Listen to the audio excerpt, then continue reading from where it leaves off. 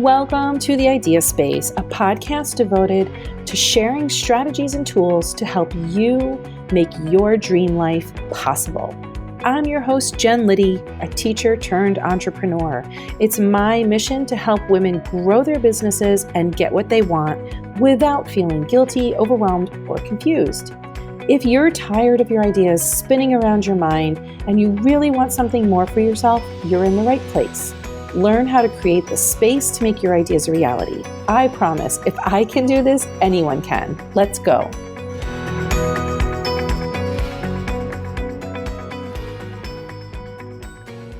Hi, everyone. Thanks for joining me today. I love to honor my clients who have done the hard work of bringing their idea to life and growing their business. And that's why I've invited Allison Mitura on today. She is a woman who has gone from industry to entrepreneurship and has had a lot of struggles along the way. And so I want her to speak to you specifically about how she garnered the courage to move through some hard things and design a life that she was really excited about while being seen in a way that she had never been able to be seen before. So I wanted to thank Allison for being here, and I'm going to ask her some questions about how she did this. So thanks, Allison. I'm glad you're here. Hi. Thank you so much for having me.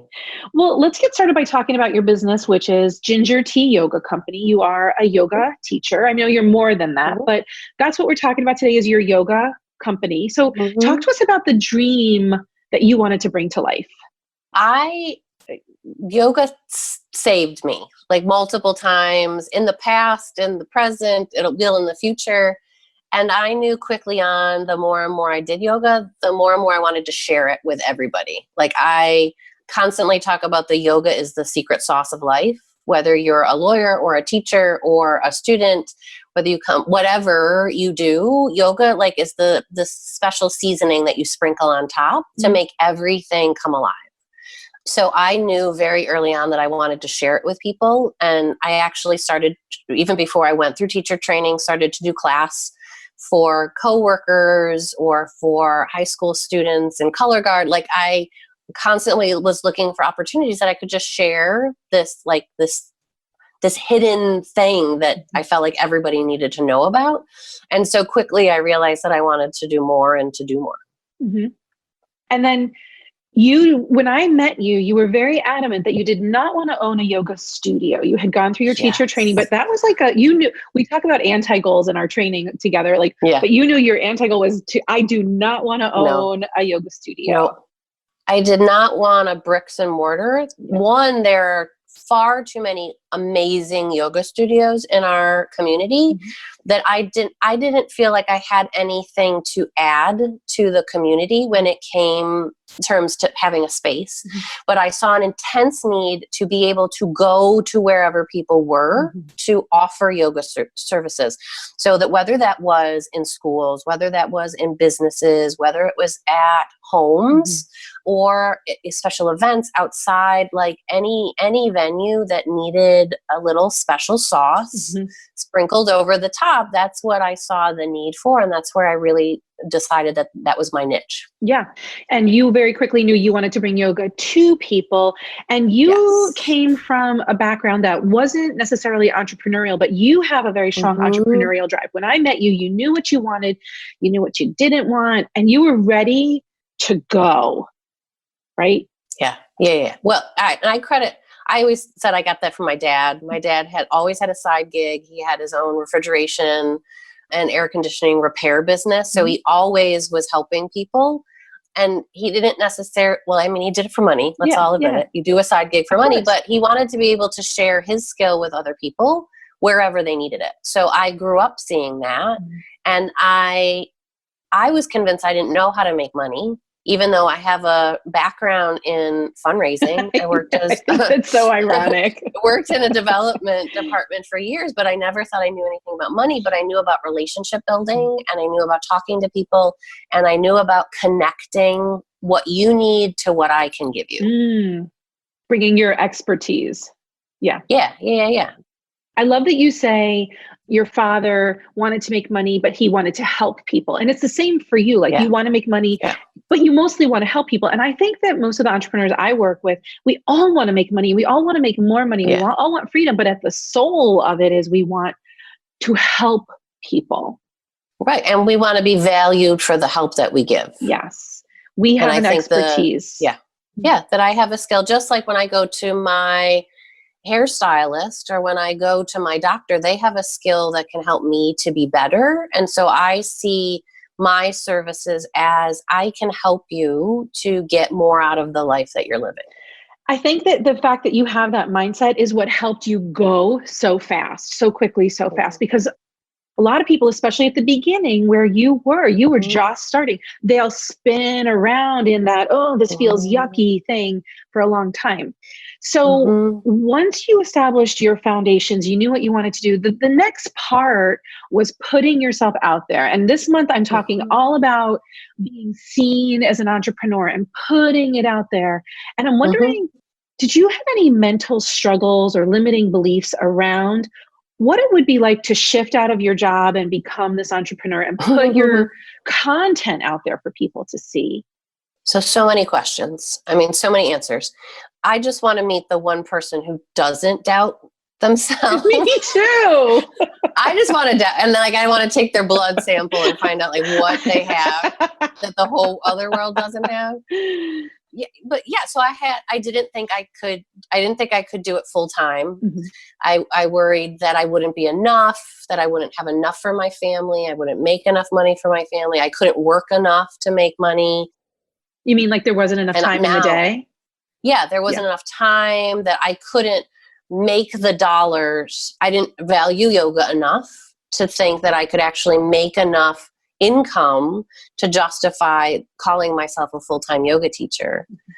If I wasn't working 8 hours a day, you talk about this a lot. If I wasn't working 8 hours a day, I wasn't working. I couldn't be called a full-time anything if I wasn't working 8 hours a day. So there was that limiting belief. I also had, the imposter syndrome of, who am I to be teaching people yoga? Like, there are amazing, amazing teachers who have been teaching 10, 15, 20, 25, 30 years in this community. Right. How dare I say that I could bring you peace and calm? Like, how dare I say I was the person who should come into your home and teach you how to do yoga? Who was I? I was a little tiny fledgling yogi who loved to do yoga. And so I was fearful of people looking at my posts and saying, no, she spelled that pose wrong, or you would never do that pose in a sequence, or that's not the right way to explain that yogic philosophy.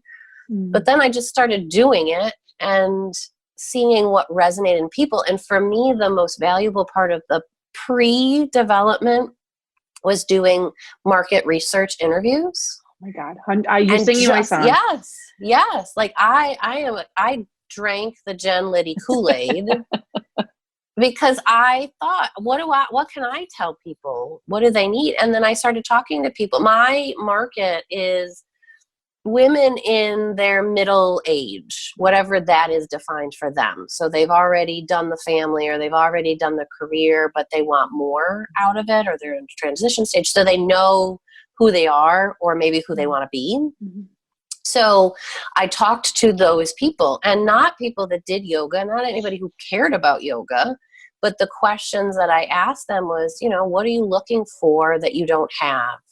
How do you like to move your body? Like, what's your mind like? So that I understood that we are all fighting the same. There's not enough time in the day. We're all self-conscious about our bodies. We all, want to eat better. We all want to be there for our kids, blah, blah, blah, blah. Like, I feel like the conversation is very much the same. The priorities may shift, but the conversation was very similar, that people want to be more mindful. I mean, that is, to me, why mindfulness and yoga have become popular, is because it teaches these valuable skills. So that market research was what populated, and I made like a little spreadsheet. And so of course you did. Right. Of course I did. Right. So I had the body image and time and kids and family and date nights. And, so I used that for the first month or so. Every time I did a social media post, I went there and I went, okay, I want to talk directly to Joanna. What's on Joanna's mind? And so when I was creating a social media post, I could talk just directly to her. This makes me so happy. Yeah, I am a convert. I mean, I would buy your book. I listened to your podcast before I even met you. And when I met you, I felt like I was meeting like a superstar. Like, goodbye, Brene Brown.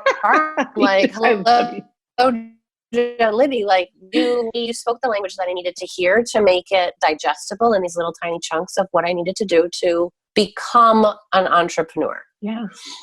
And so it wasn't a course that I had to take. Like, I just had to listen to the people around me. You did it though. And a lot of people resist doing that work with the target market interviews. And then you just got so much, I call it's just basically marketing gold, because people tell you what they want to hear. And I love that you took this, there's this avatar exercise that a lot of the gurus will teach you to do. It's like, what does your avatar watch on TV? What magazine is she reading? Where does she spend her time? And I'm like, I don't give a shit about what I want to know what the people I want to talk to are suffering with. What do they want? And when you talk to people, they will tell you, and then you just feed them back what they need, what they told you they needed to hear. Yeah. People don't find enough peace or calm in their life. And that's what I picked up on. And that's what I targeted, because that's what I want. Yeah. I am your own target market. I'm my own target. Like, when I am the person that I want to reach, who's busy in their mind and who's busy with their body and who wants to feel more present in each moment. So what do I have to do? I can't buy a pill. And there's no machine that's going to do it for me. And no matter what degree or, people in my life, that comes from a practice of sprinkling special sauce. The other thing that comes to my mind is maybe your ideal client, the person you love working with, has already tried the pills and they haven't been enough. Or they've already tried the machine, or they've already beaten the shit out of their body and none of it has been enough. Or they've been seeking stuff outside of themselves, maybe overspending, over shopping, over drinking, over consuming. And they have found that they cannot find it outside of themselves anymore. And now it's time to turn inward. So your ideal client, like, once you really deeply understand your ideal client's pain point, which is what I always teach my students, is now I can speak your language. Like, I'm saying to you these words, and obviously people can't see us because we're on a podcast, but you're nodding. You're saying yes. And that's, I think, why it was so much easier for you than it is for some of my other clients, because you talked to your people, heard what they wanted, and then literally gave them what they wanted. It's not rocket science, right? Like, no, I'll tell you what I want, and then if you give me what I want, I'm going to hire you. Well, and I also have a 6-year-old, and I know that you have to say things about 13 to 14 times 13 to 14 before your voice is heard. Right. So everybody has the frustration that I feel like you put all this work into creating business and you put it out there, and that you want people to immediately drink the Kool-Aid or start, nibbling. And there's the frustration when you go back to Instagram and you're like, did anybody like it? Did anybody like it? Did anybody like it? Until you give up on all that and you're like, this is just a little crumb of a much bigger plan, that if I live it and if I do it and I practice it and I put it everywhere and everybody I know knows it, then eventually I'll become the yoga person in everybody's life. I love that you understand that it's a long game. It's long. Because if you think of it as a short game, I mean, then you get frustrated when things don't happen immediately. And I launched into my business because my full-time job didn't succeed. And I was faced with the choice of, do I go and apply for an office job again? Or do I take this opportunity that I've laid in bed night after night, envisioning, dreaming? And I said in jest, but it really is true, I made this happen. My dad always 100%. said, be careful what you wish for, because if it comes and plops in your lap, you have to be ready for it. Yeah. So I sent the message out to the universe that I wanted what would it be like to teach yoga all the time?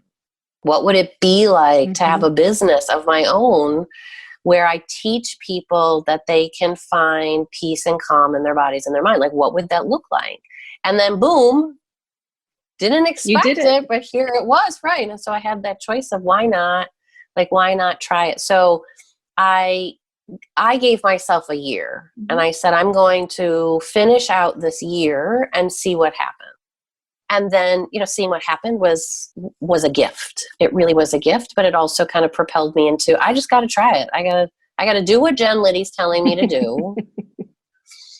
And I'm going to fake it till I make it, and then just, live what I'm doing. I was going to ask you, my next question was what strategies or tools helped you, even though you had all these limiting thoughts. And what I'm hearing is you just took baby steps, first of all. Baby steps. You listened to your intuition, that you really tapped into the fact that you probably had to push out some noise. Like sometimes there are people around us who are like, what are you, crazy for thinking about doing that? Of course you're going to go get another job. Why do you want to start a business? Sometimes it's really hard for the people around us to support us because they're scared for themselves or they're scared for us. So it's like you really went inward. So I hear that was a tool that you used for yourself. And I hear that you took action. Like you didn't know all the hows, but you just took action. Yeah. Well, luckily it kind of grew. I didn't one day think, oh, I'm going to become a yoga teacher. Like I had been over the past 4 or 5 years, I was very involved in taking a lot of classes, and I knew a lot of teachers. And I went to a lot of different studios because my philosophy is that I can learn a little bit from everybody, and I want to see how everybody does it. So I had been, I poked my head into a lot of doors. And so when it was time to make connections and do some asks, I already had relationships, so I could say, now I have my teaching certificate. If you have any openings, could I do some classes? But then I also created a lot of opportunities. Like I had worked with color guards in my past as an instructor, and so I was able to go and say, can I teach students for free to get some experience for this program? And I had a friend who worked at a winery, so I said, can I do some classes, like some, we called it wind down yoga, like can we do some classes there?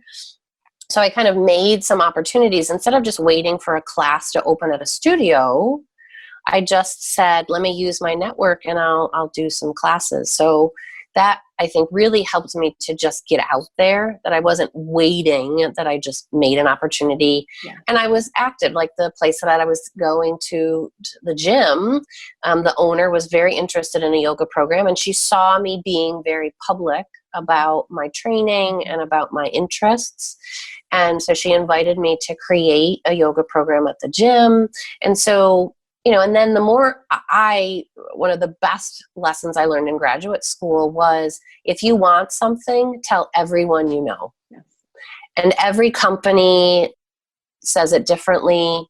Make your top 100 list, or, email everyone everyone you talk to during the holidays, talk about what you're doing. Like when you go to lunch, talk about your, but basically it's putting it into the universe that this is what I want. And then the opportunities will find you. I agree 100%. And so, and so then people were tagging me on Facebook that, this person's looking for a yoga instructor, or this person has a job open at the studio. So the opportunities started to, connect. And also, I've been in development for long enough that I knew that, casting the seeds out onto the plane, some plants will grow.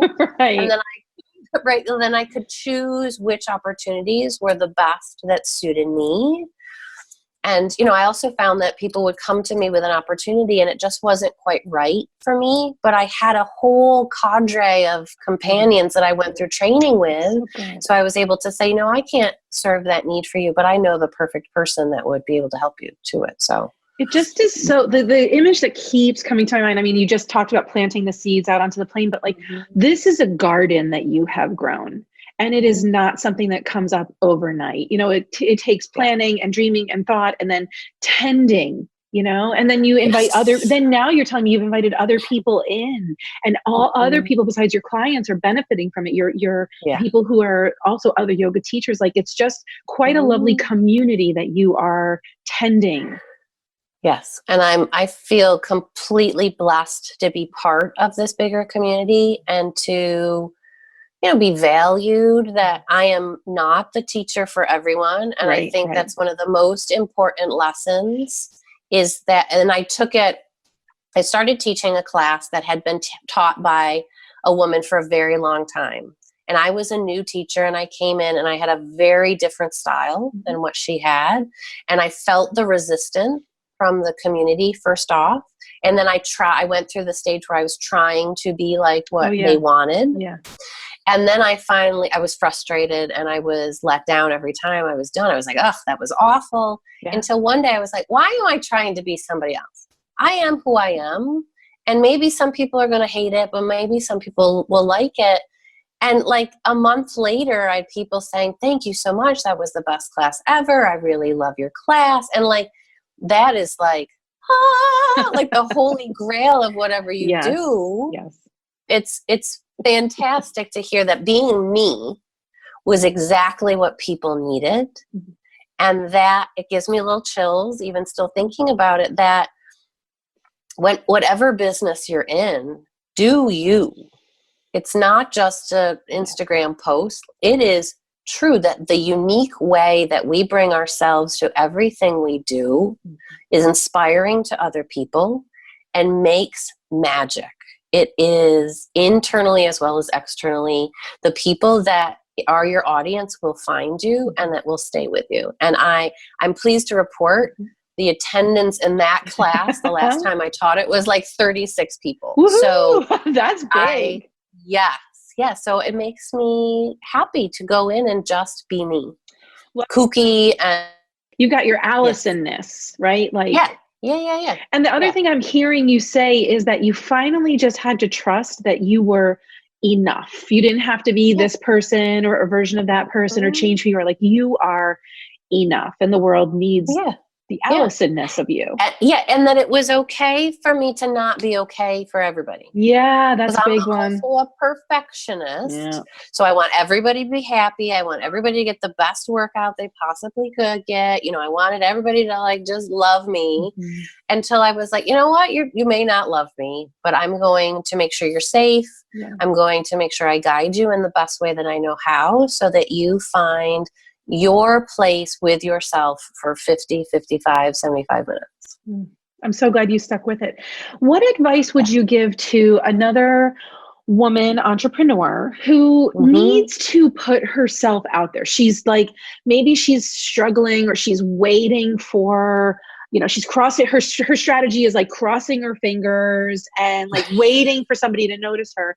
And what I've heard you say today is like, I had to make people notice me, and I had to do it by being me. I didn't do it with like shady ways or things that felt out of alignment. Like people noticed you for being you. But I know there are so many women out there who need to put good content into the world, and they're so resistant to it.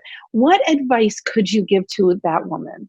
A couple things. I would say start with the people closest to you or the people you're most comfortable with. Maybe that is not people that are your family, because sometimes be able to reveal yourself and who you really are to your family is sometimes the most difficult. So maybe there's some friends that you know, or some parents, you know, just a group that you're comfortable with, whoever those people are, whether you know them well or not, just going to them and saying, hey, during that discussion that we had, you said you were really interested in trying yoga or trying whatever peanut it brittle, is, whatever it is. Right.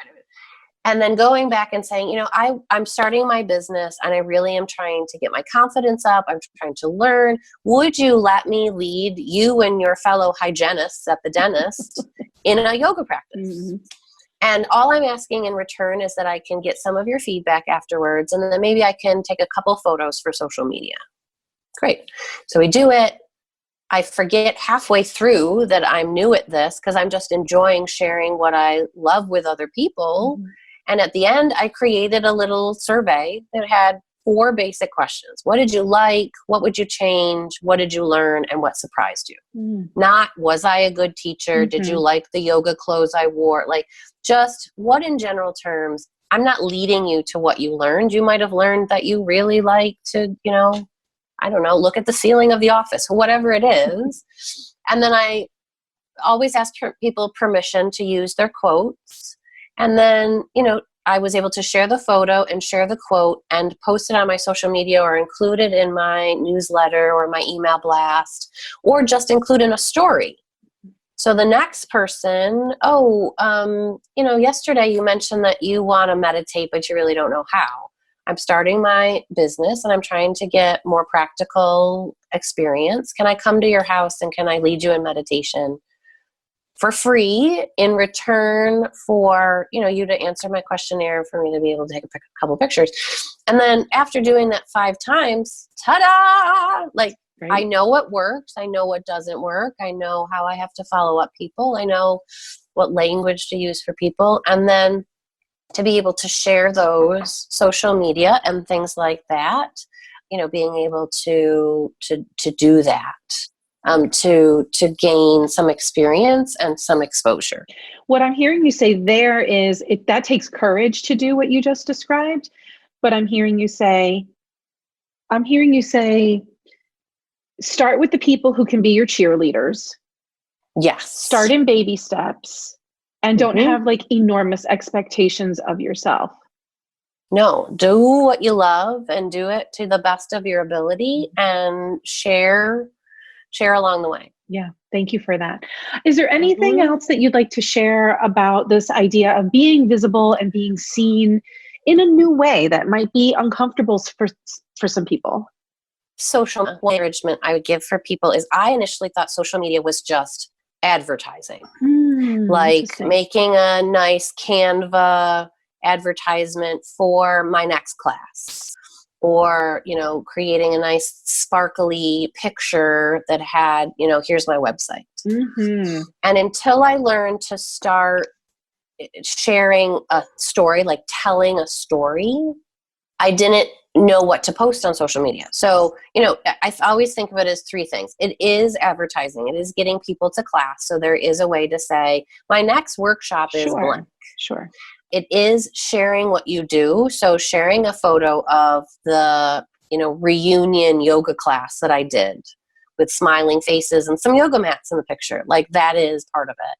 But then also it's the solace that I find on my mat is what helps me to release some of that struggle.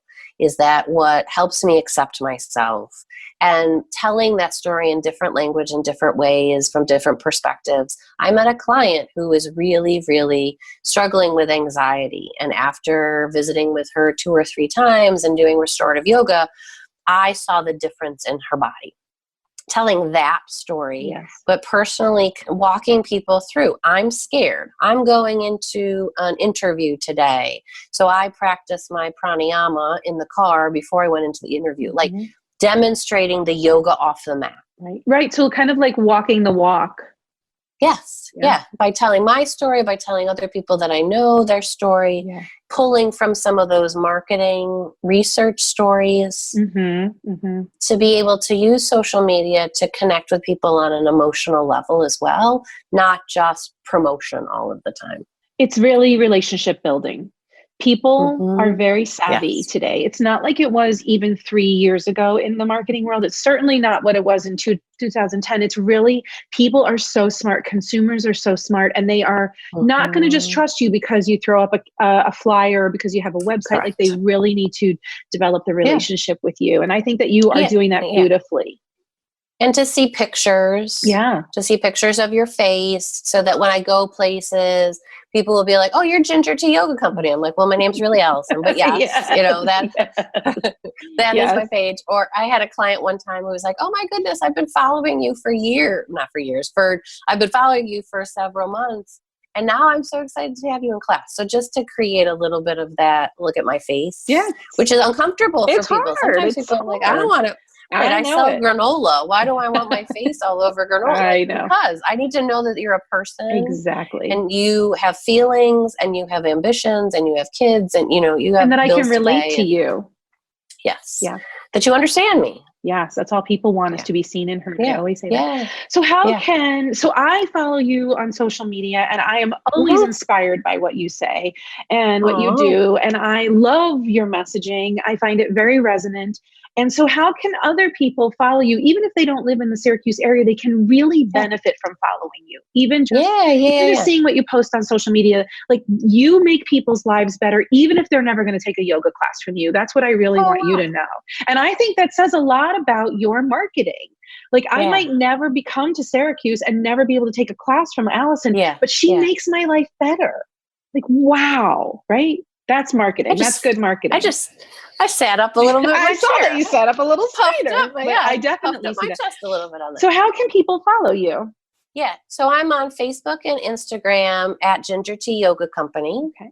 I also have a website, gingerteayogacompany.com.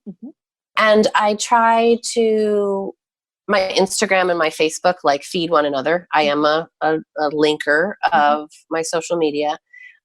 I also do a newsletter, and people can sign up through my website in the Connect Me section for my newsletter.